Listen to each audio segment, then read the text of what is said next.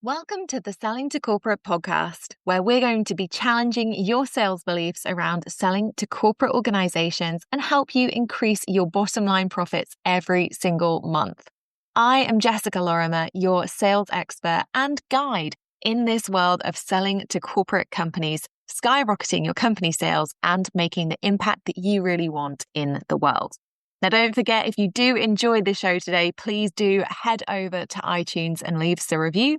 But enjoy this episode, and I am really looking forward to sharing some epic sales wisdom with you.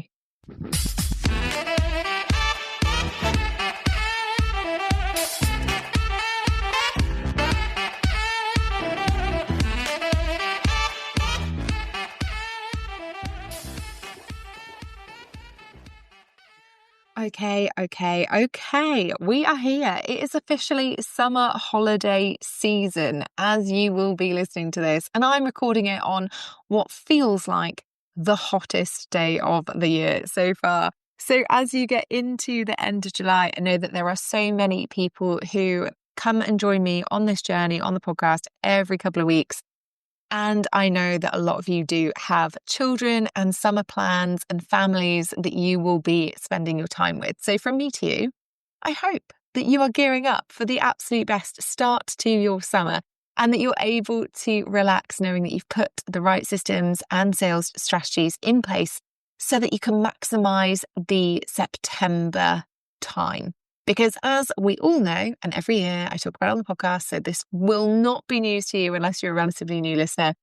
Every year I say, September's the best time to sell to corporates, and it absolutely is. And if you want to know why that is, please go back and look up those why September is the best time to sell to corporate episodes, because it goes into the rant that you never knew you needed about how September really is the best time of the year to sell to corporate clients. All right. So if you haven't listened to those episodes, please do go back, have a listen.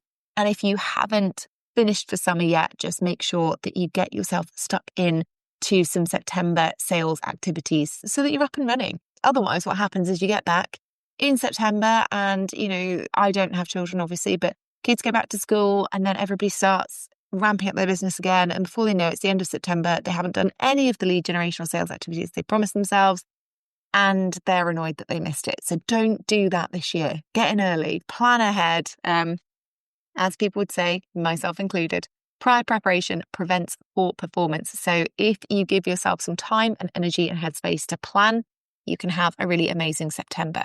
And of course, if one of the things that's on your mind this September is generating more qualified leads, then the Expert Services Directory is open. And oh my goodness, if you're a coach, a consultant, or a service provider who is looking to generate qualified leads from real decision makers, as in people with real buying power inside UK organisations, and it is only the UK, inside professional services companies, charities, tech firms, and sports companies, then make sure you check out the Expert Services Directory link in the show notes, because it's been kind of an overwhelming response. And so for anybody who isn't on my weekly newsletter list, you might not have heard about the Expert Services Directory yet, but we launched it at the time of recording this about a week ago. And we actually have almost all of London sold out at this point. So there are still spots left, and there are still spots left in other regions of the UK.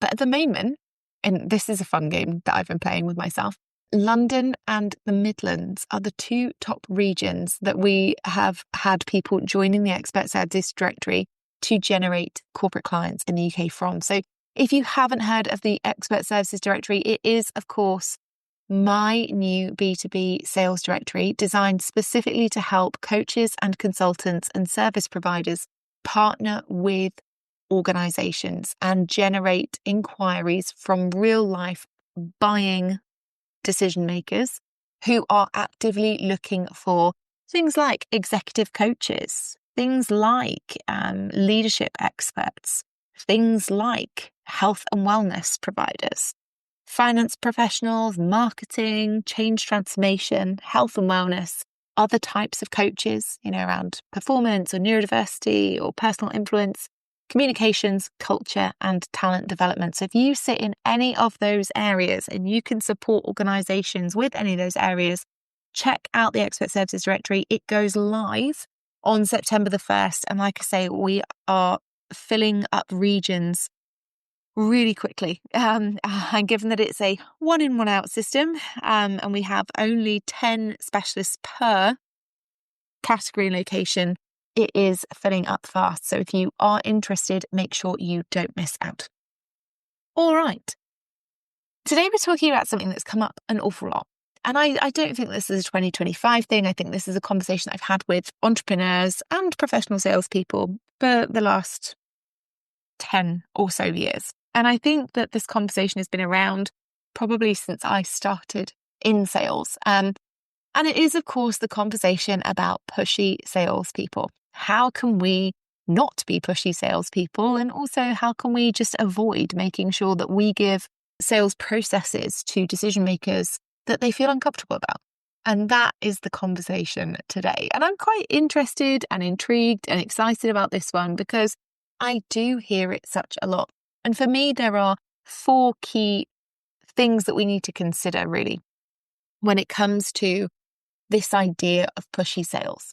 And that's what I want to go through with you today. So hopefully by the end of the episode, you will A, realise that you are not in any way, shape or form a pushy salesperson, and B, understand some of the sales techniques that used appropriately actually are not pushy at all, but lead to transparency and credibility and moving sales processes along efficiently. And C, be able to recognise a pushy seller at 1,500 paces and avoid them entirely. So let's kick this off and start talking about what pushy sales really is. Because as you know, I love a definition. And I feel like if we don't have a definition that we all understand when we're talking about a topic, it can be really hard to stay on the same page. So for the purposes of this episode, pushy salespeople is a completely objective or subjective, I should say, actually. Objective's completely wrong. I apologize. But pushy salespeople are a subjective matter because what one person defines as being pushy is often impacted by their emotional state that day.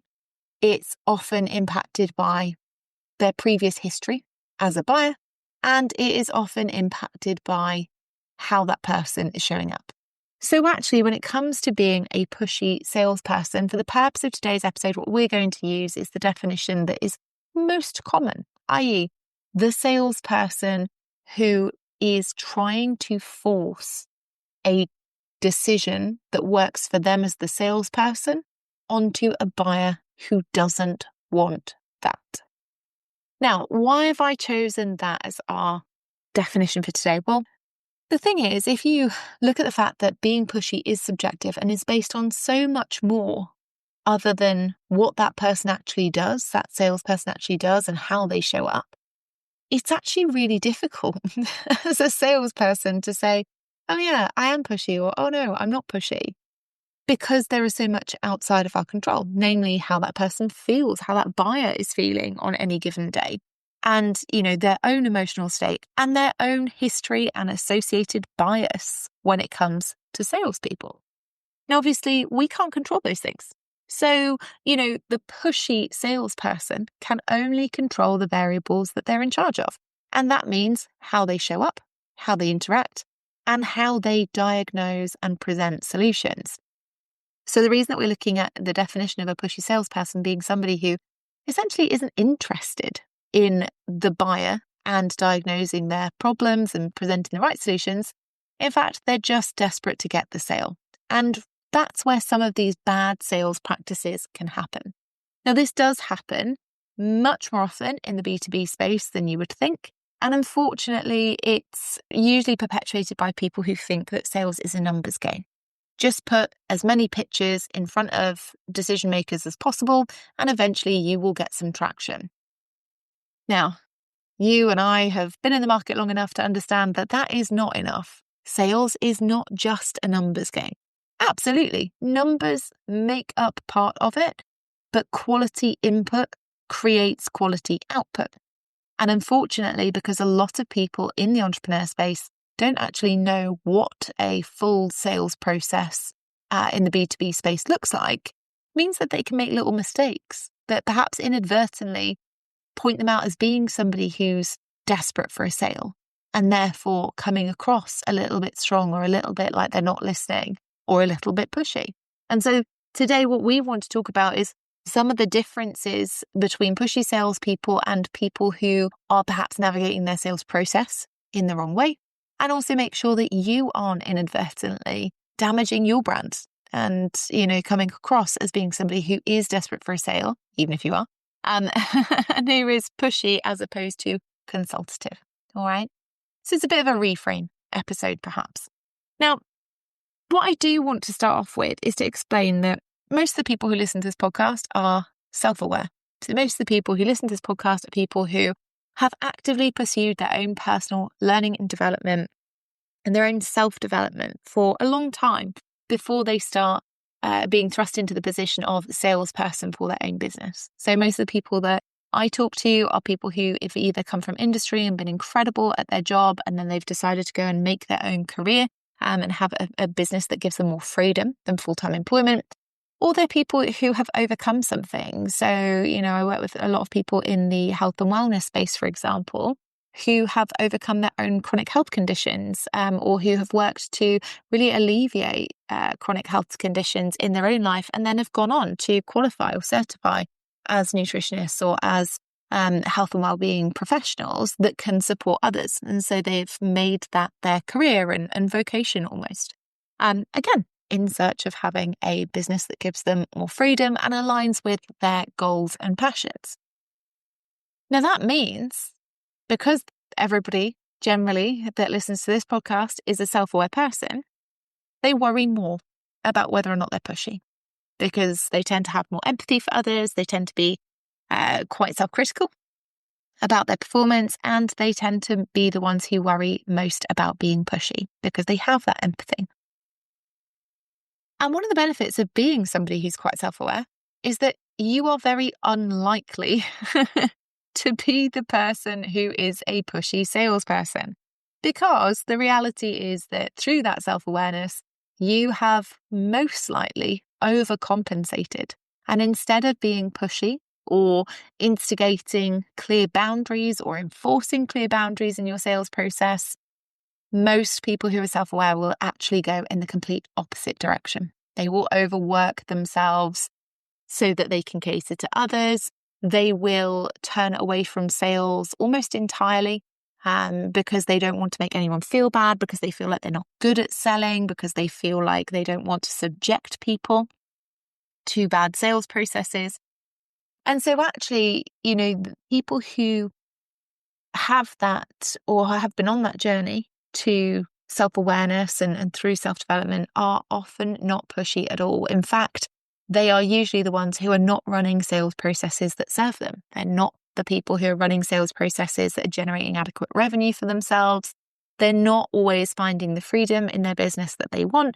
And sometimes they are just totally unhappy with the idea of selling. And they haven't got to that empowered point with it yet, where, they can reasonably adjust to transparency and relying on setting clear boundaries and outlining clear processes. And if that sounds familiar, you're not alone. I talk to so many people who feel exactly the same way. And what I will say is that whilst your sales process might need some work, the bit that you need to worry least about working on is whether or not you are pushy, okay? Because you're very not. Now, let's be clear about this also, though. But when we talk about what pushy looks like, we also have to understand what sales actually is. And sales is not forcing a buyer to make a decision that they are not happy with. In fact, sales is supposed to be, particularly in the B2B space, transparent conversations about problems and presenting solutions that meet the need. Your job as a salesperson is to give the information needed to your prospect to help them get to the decision that is best for them. And actually, it's one of the most empowering and most frustrating things about being a salesperson is that Your job isn't really to care about whether or not they buy the solution or not. Your job is to make sure that they have all of the information that they need and that they are fully supported during the sales process to make a decision in the most efficient time frame as possible.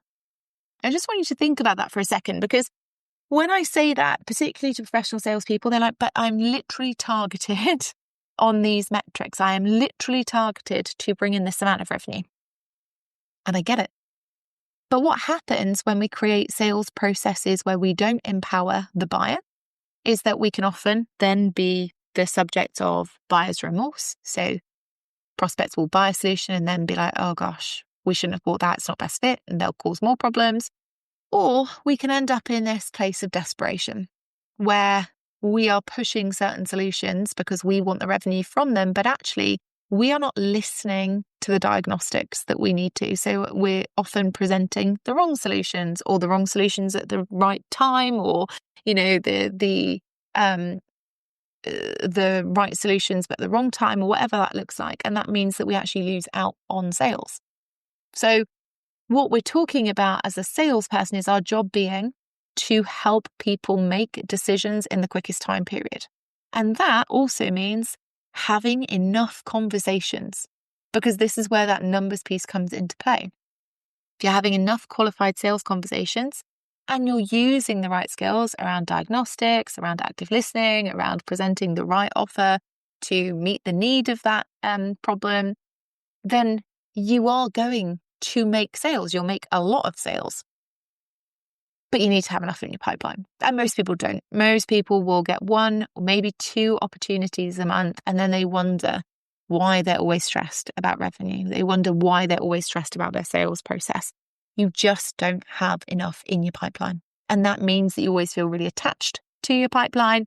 It means that you don't always standardize your sales process, which can be dangerous because then you run into other issues. It means that you often undercharge because you think that pricing is the only thing stopping your sales processes converting, and it's not. So as a salesperson, your job is to give the information needed to that prospect to help them make the decision that's right for them in the best time frame possible. Okay? We're just looking for the decision. But the flip side to that is also about being a good buyer. And I see this also, and I don't always think that people understand the job of yourself as a buyer. Your job as the buyer is to be upfront and clear with anyone that you are entering into a sales process with. Because their job is only to help you get to the best decision for you. Their job is not to convince you, it is not to push you into something. And if you do experience these things in a sales process, obviously that's not great. And you should let that person know, hey, look, I'm not enjoying your sales process. This isn't working for me. Please can we do X, Y, and Z to fix it? Or please can you never contact me again? Whatever. But as a buyer, your job is to be upfront and clear with anyone who is selling to you or any sales process that you're involved in. Because when they do things like follow up because you haven't communicated whether or not you want to buy something, or when they send you extra information on something they thought you were interested in 6 months later and you feel offended, this is on you, because you didn't set any expectations as a buyer. You didn't tell them not to bother doing that. So when they do those things, when they follow up with you, when they send you additional information, when they call you off the cuff and you're annoyed about it, you don't get to be. Because as the buyer, you also have the right to set expectations and boundaries in a sales process. And you also have the absolute right to say, actually, I'm not interested. I'm not interested in this right now. Please can we revisit it in 12 months? Or I'm not interested right now and I'm not sure when I'm going to be interested again. And know that that person then is probably going to check in on you every 6 months or so, right? But what I'm saying here is buyers and sellers have to work in tandem. And a lot of the time they don't, because sellers won't always disclose transparently what their sales process looks like. And buyers often will say things like, oh, I just need to go away and have a think about it, and won't always raise questions that they had. So they're almost expecting the salesperson to act like a mind reader. Those scenarios don't work. So When we talk about pushy salespeople, we also have to understand the difference between pushy and best practice, and understanding that as a buyer, you may have had some horrific sales experiences, and there are tons out there to choose from. But you also, as a result of that, may have learned behaviors as a buyer that mean you lack the ability to set boundaries and expectations around the sales process, or you find it hard to say to somebody that you are not interested in a product because you don't want to hurt their feelings. Or you might find it difficult to raise questions because you think you're just going to be sold to. And whilst you might have really, really valid reasons for feeling that way, it actually means that you end up in some really difficult sales processes and problems, and having problems with those things because you aren't able to be upfront. So the best thing you can do as a buyer is always be clear and transparent. And the best thing you can do as a seller is always be clear and transparent. And neither of those things are pushy. Okay.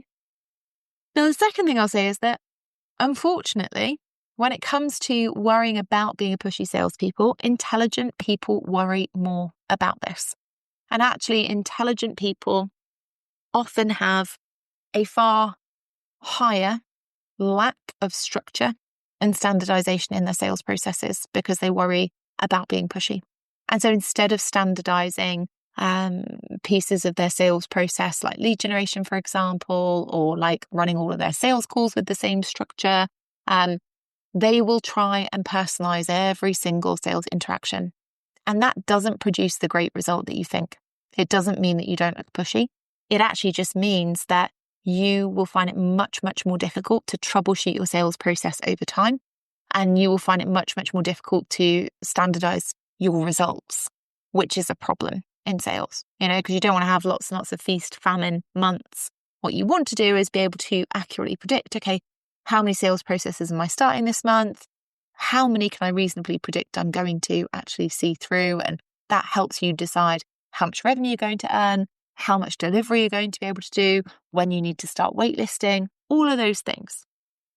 But if you don't standardize each process, or at least the parts that you can standardize, you lack the ability to troubleshoot. It becomes really hard to navigate and manage processes. Sometimes it can be really hard to set and manage people's expectations, particularly the buyer's expectations in your sales process. And it also can really hurt your delivery because as a salesperson, if you're super, super involved during the sales process and you're really reactive and you're always on to win the business, that is generally how somebody thinks you will be when it comes to buying. And that is not always the case, okay? Particularly in the B2B space where you have to have very, very clear boundaries and scopes of work. You don't want to create a false reality or a false brand, all right? So if you are somebody, and I would consider myself intelligent, I would also consider everyone who listens to this podcast intelligent, but if you are somebody who considers yourself intelligent, please know that standardizing your sales process will make your life much easier. It will help you spot gaps much more easily, but also it isn't pushy to do so. It isn't saying that you can't personalize aspects of the sales process or that you have to interact like a generic robot or anything like that. It's making sure that you have the sales systems and processes to enhance every customer experience, to standardize customer and prospect care, to make sure that people are always looked after in their sales process with you. And there'll be some things that go wrong because there always are, but it's much, much better to standardize and systemize your sales processes so that you can A, achieve your revenue goals, and B, make sure that every prospect, every customer is happy when they come on board, happy and excited about their buying decision and feeling good, rather than feeling herded into a solution that they aren't really sure about, but met the price bracket, for example. Okay? So when it comes to being pushy itself isn't about a problem with aspects of the sales process. So there are lots of good salespeople out there who follow up regularly. In fact, if you're on my newsletter list, you will probably have had a follow-up from me at some point. I send these out personally. People often think I don't, but if I notice that somebody has been interested in a particular service for a long time, or we're launching the expert services directory at the moment. So I go and I look at my emails. I think, oh, that person's been interested a few times. I'll drop them a line. And I send these personally, and people still, they're like, I'm not going to respond because what if she tries to sell it to me? And realistically, I'm just in the background like, well, if you've got any questions, feel free to ask. If you don't, that's cool too. But like, my job here is just to see if you have any questions and see if there's anything that we haven't answered for you on a sales page or in a proposal or in a sales call or whatever that looks like. But the reality is that sales activities like that, so following up during your lead generation phase, following up after sales calls, holding sales calls where you're asking commercial questions about things like budget, which can feel tricky. Following up proposals, writing commercial proposals that outline key transformations and consequences, all of those things in and of themselves are not pushy salesperson behavior. It's not even pushy to say to somebody, okay, here is the problem that your organization is experiencing, and here's why that's happening. And if you don't solve it, here are some of the things that might end up occurring. That's not pushy. That's letting somebody sit in discomfort because it is uncomfortable to hear what a problem might be. But it is not saying, you must buy this. We are not going to let you leave this room until you buy this. It is letting somebody own and take ownership of where they and their team are with a problem and whether or not they want to solve it. So there aren't any sales activities per se that actually are the identifier of a pushy salesperson. People follow me up all the time and I love it because I'm like, sometimes I've just not had enough time to come back to an email or I've not had enough time to have a think about something. But following up itself isn't a pushy process. How it's done can be. I talked recently in an email that I sent out to my newsletter list, and it wasn't that long ago, but it's actually one of the most unsubscribed to emails that I've ever sent out. We had lots and lots of people unsubscribe, and it was on exactly this same topic. So we're about to see whether or not we lose loads of listeners from the podcast. And it was called the same thing, top ways to tell if you're being pushy in your sales process. And I outlined 2 different follow-ups. And one of the follow-ups that I outlined was from somebody who had been sending me emails about podcast production services. Now, I already have a podcast producer, and so it wasn't relevant to me. And their emails, when they were sending them, didn't talk specifically about my show, didn't talk specifically about any pain points that I might have. So I didn't respond. And their final follow-up was, I'm paraphrasing because apparently I can't minimize Zoom when I'm recording. So, thank you, technology. But I'm paraphrasing. Their email was something like, it sucks to be you because you just don't know how good we are and our clients really love us. So I guess you should just get in touch when your current process doesn't work for you anymore. And I thought, oh, wow, their butt hurt. I didn't think, oh, wow, I should work with them because they say their clients really love them. I thought, oh my gosh, what a pain.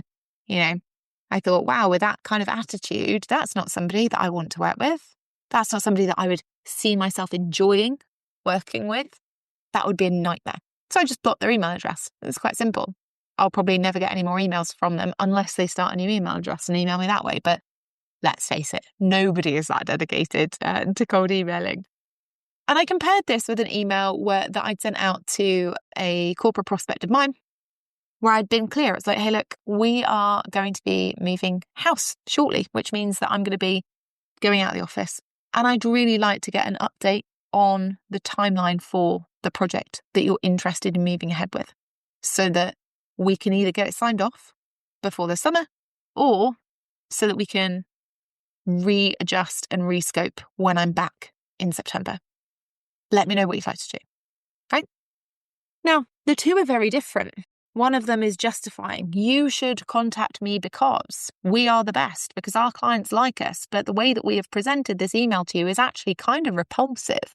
And the attitude that we've exhibited turns you off. The email that I sent to my prospect was just clear. Hey, look, this is what's happening. I am going to be going out of the office. I would like to understand where we are with this beforehand so I can make sure you get the best possible service either now or when I come back from being away. And then I've said, let me know what you'd like to do. Right? I've put the ball in their court. It's okay. I don't care.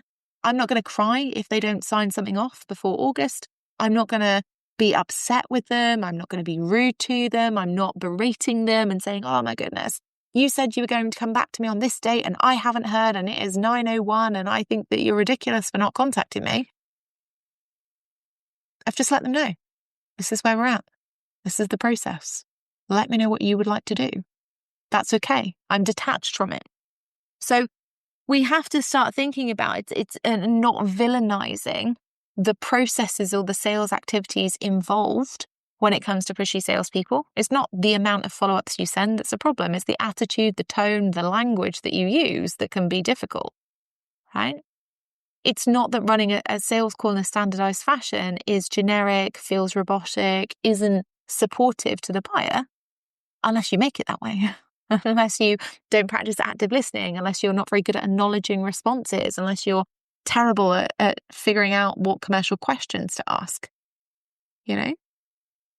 Inherently, the activities themselves are not to be villainized. It is the way and the quality effort that we put into them, or lack of quality effort that we put into them, that can make things more challenging. And on a final point, just to pick up on that around language, do words really matter? I talk to a lot of people who worry about individual words. Is an individual word going to make them sound pushy or sleazy or salesy or desperate? And the truth is that individual words on sales calls or in emails, they don't really matter at all.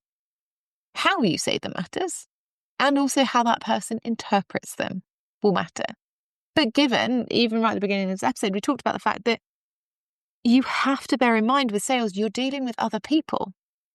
So on days when they're feeling good, they might not mind that you've used a particular word or a particular phrase. They might think, oh, cool beans, no worries.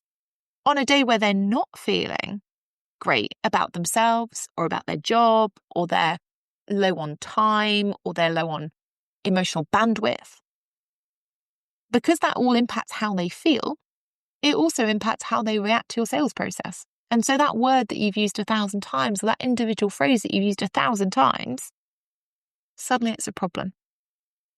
And especially in emails, because tone never comes across in emails as it does in voice communication. Which is why it's best to standardize your sales process and things like your cold outreach process, or your sales call structures, or your proposals, or the way you present offers and things like that. Because that way you can always enhance the customer experience, and you can also, because you are standardizing it, see what the responses are to it over time. So if there is a phrase that really, really upsets your decision makers, then just stop using it, because you have the data on it. But if one person on one day doesn't like the fact that you quoted them in pounds and not dollars, or if one person on one day doesn't like the fact that you asked how their week's gone, it's very, very difficult to understand if it's the phrase or the question or the word that's problematic, because you just don't have enough data. Yeah. So when it comes to individual words in sales calls or in emails or anything like that, honestly, not something that is going to mean that you just look like a pushy, desperate mess in your sales process at all. But it should be used in conjunction with the rest of your process. And that means setting clear expectations. If you are going to follow up with people, letting them know transparently. What's going to happen next? When are you going to follow up? What does that look like?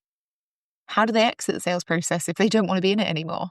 It means standardizing your calls and really practicing your active listening skills so that you can do effective diagnostics and present solutions that actually meet the need, not just these things that you've dreamt up on a sales page because it looks good and because somebody told you the pricing was okay. It's listening and having quality interactions with people that make them understand why the sales process with you as a human being who listens, who cares, who's able to give them clarity and diagnose their issues that them and their team are facing, versus just buying from an AI robot somewhere, which people tell me all the time will eventually happen. But, having seen some of the AI outputs in the sales space recently, I can tell you it is not happening anytime soon. So if you don't want to be seen as being pushy or sleazy, it doesn't mean avoiding things like cold outreach. It actually just means create best practice outreach processes that demonstrate your transparency and credibility, so someone understands and can make an informed decision on whether or not they do actually want to have a call with you, whether or not they are going to get value from that. It doesn't mean that you avoid following up. It means giving people clear expectations of what your sales process is and then letting them know what happens next so that they can opt out if they need to, or so that they can manage your expectations if they need to about things that might change around timelines or whatever. And it also doesn't mean try and befriend decision makers in companies so that you can pitch them later, in a kind of, oh, you work for X company, I worked for a competitor of X company. You've got a dog. Oh, I've got a dog. Let's have a chat about dogs.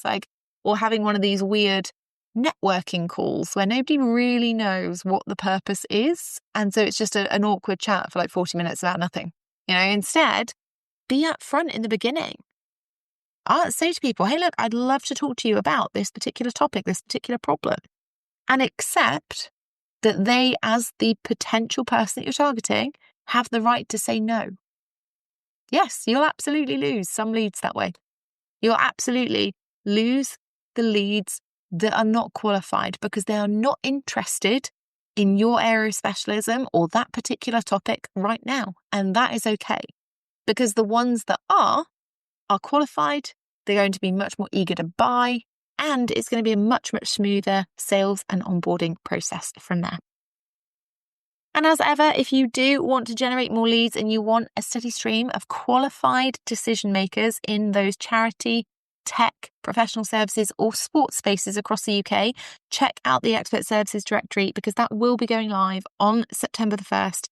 And I've had so many conversations with decision makers in companies over the last almost 10 months about this project and how excited they are to be using it. So if you are somebody who thinks, actually, I really would benefit from generating more qualified leads and inquiries from decision makers who actively are looking to buy, then make sure you grab yourself a spot.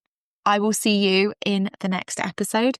Have a wicked, very 90s start to the summer. I'll see you soon.